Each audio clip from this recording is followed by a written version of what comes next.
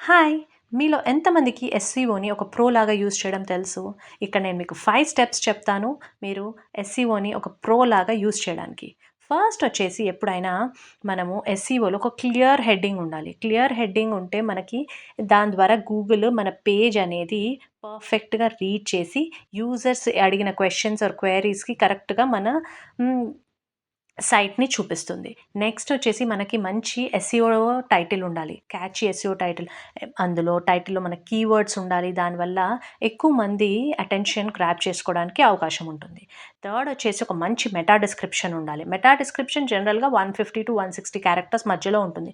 దీనివల్ల ఏంటి అంటే ఎవరైతే యూజర్స్ ఏదైనా టాపిక్ సెర్చ్ చేసినప్పుడు అది మన మెటా డిస్క్రిప్షన్‌కి సూట్ అయ్యేలా ఉంటే గూగుల్ ఆ సెర్చ్ రిజల్ట్స్‌లో మన వెబ్‌సైట్‌ని కూడా చూపిస్తుంది.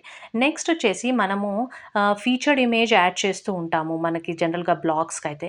అలాంటి ఇమేజెస్‌కి కూడా మనము ఎస్‌సిఓ ఎలా చేయొచ్చు అంటే ఇమేజ్ ఆల్ట్ టెక్స్ట్‌లో దానికి టాపిక్‌కి సంబంధించిన కీవర్డ్స్ అందులో ప్లేస్ చేయడం వల్ల ఆ image search Google image search ద్వారా కూడా మన సైట్ మంచి ర్యాంకింగ్‌ని వస్తుందనమాట. నెక్స్ట్ వచ్చేసి internal links. Within the site ఒక టాపిక్ నుంచి ఇంకో టాపిక్‌కి గురించి చెప్పాలి అని అనుకున్నప్పుడు ఇంటర్నల్ లింక్స్ పెట్టి మనం మన సైట్‌ని విజిబిలిటీ పెంచుకోవచ్చనమాట. Thank you. Follow me for more updates.